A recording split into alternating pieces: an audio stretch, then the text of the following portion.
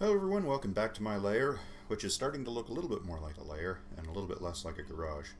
Hopefully the freezer here isn't making too much noise. Anyway, today I wanted to talk about The Little Mermaid. A few of my friends had actually been telling me about The Little Mermaid and saying, oh my goodness, they've got a brand new live action one.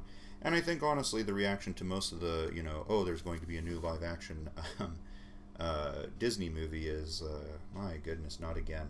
Um, anyway, well, I wanted to talk about it because I actually saw the trailer, the teaser trailer for the 2023 version, and I have some thoughts, and hopefully you enjoy them as well. But the first thing that I kind of wanted to talk about a little bit was the fact that the first the story, the Little Mermaid story, is actually incredibly compelling.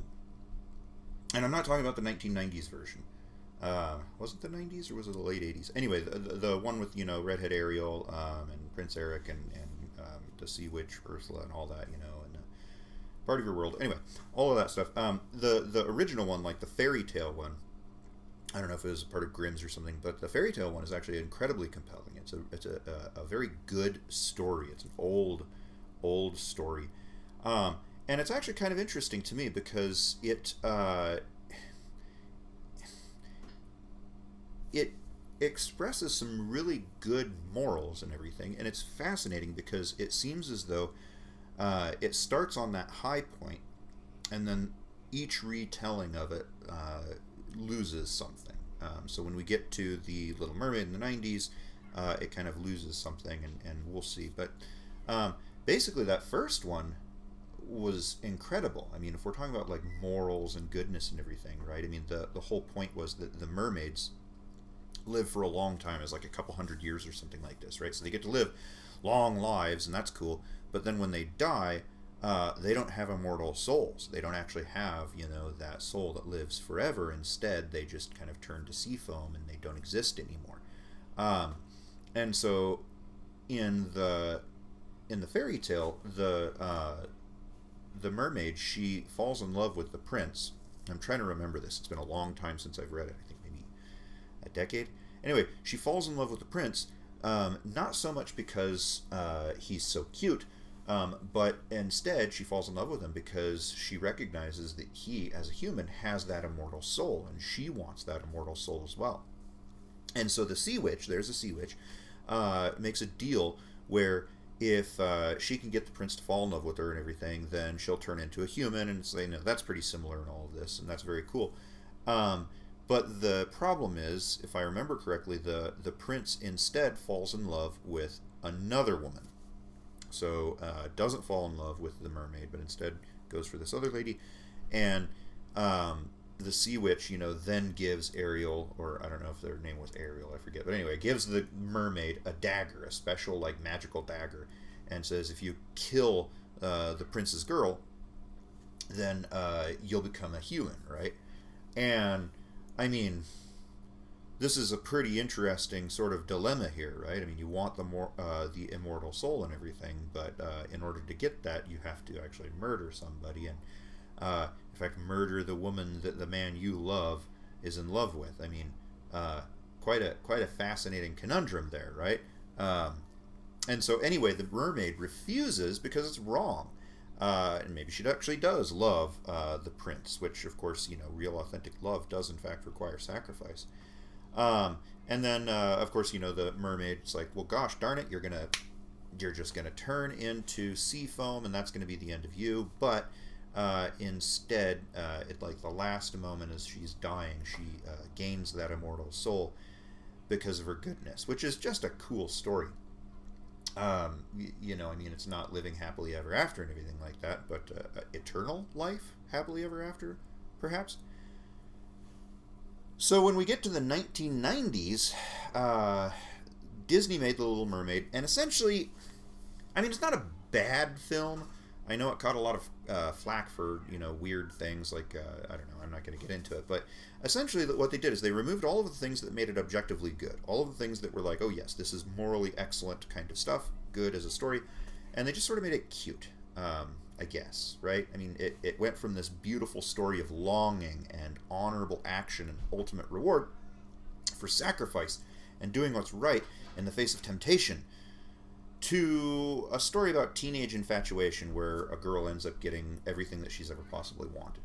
Um, I guess that's great if your target audience is, again, 8-year-old girls, but I don't know. I mean, children can handle some pretty heavy stuff usually, too.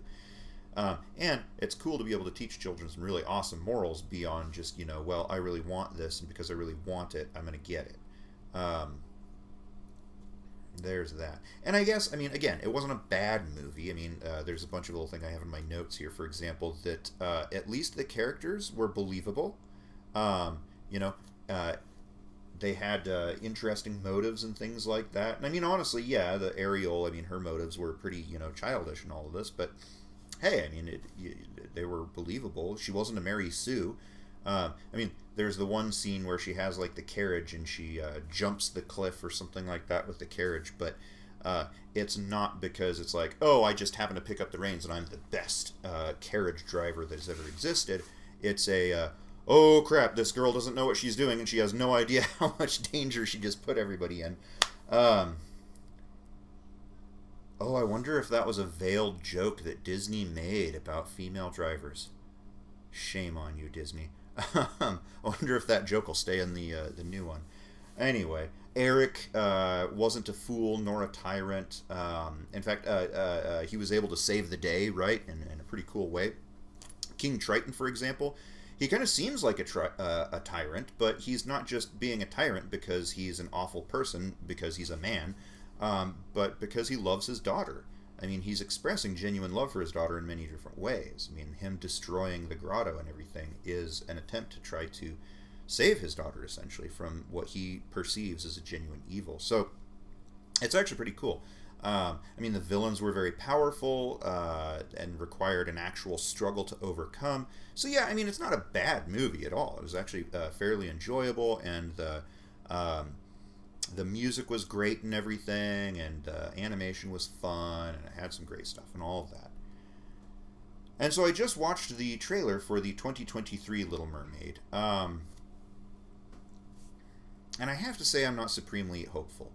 Um, you know,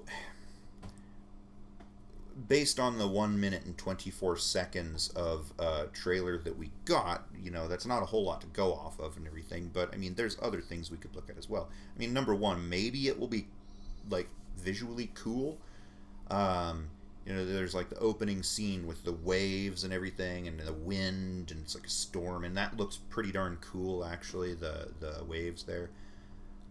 Um, But then it like goes under the sea and you're like in the coral reef and there's like the fake turtles, and it's just like the fake turtles like really look like fake turtles, and I don't know, maybe that one was weird. And then the mermaid herself, Ariel, I don't know, there was like this wavy hair effect, without her looking like she's underwater. I mean, people who are underwater kind of look like they're underwater. She looked like she was above water and that her hair was just kind of doing this weird thing, and then her tail and the dorsal fin and the beta fish tail fins and stuff. I don't know. I mean, as a mermaid, I think they could have made her cool, but maybe it'll be visually pleasing. I mean, it'd be neat I'd be happy if it was like really cool and it looked excellent. But I think the biggest thing that I noticed about this in the trailer there is that it looks incredibly unoriginal. It doesn't look like they're actually going to try anything new. With the 90s version, at the very least, you could say, okay, well, they didn't want to just remake the fairy tale and stay strict with the source material, but they wanted to tell a story that was still compelling and everything, and maybe geared towards 8-year-old girls or something like this. Which makes me wonder why I, as a man in my 30s, am so invested in it. But anyway, I have daughters. So, in the trailer, the scene, it's clearly in the grotto where she, keeps all of her, prized human possessions and that, and she's clearly seeing the fireworks of Eric's ship. Her song is the exact same, part of your world there. Everything's the exact same, essentially, except that it's a live actor. And so, again, it's just, the same sort of like rehash. And are we going to get anything stunning and memorable out of it? I don't think we will, and I'm going to tell you why. Number one, I haven't seen a whole lot of the live action Disney remakes. I did watch Beauty and the Beast, and it was the first one I'd seen, and I was shocked to find that I didn't think it was very pleasing. I mean, one, I loved the cartoon Beauty and the Beast. I have a closet crush on Emma Watson, which I guess really isn't in the closet anymore. And so when I watched the film, I was really disappointed to basically see the same thing as the cartoon, only with weaker stories, cumbersome backstories, weaker characters.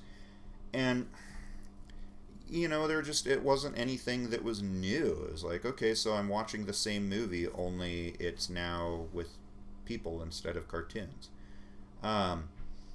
And I think it's pretty well known that these Disney remakes of those those Disney Renaissance cartoons are really just creating content that people can consume because they remember enjoying the old film, right? I think the term is nostalgia baiting, and I guess that gets us to the term Disney Renaissance. If the 80s and 90s were the Disney Renaissance, what does that put us in? The Disney Reformation, the Disney 30 Years War, maybe. Anyway, who knows? It's lazy.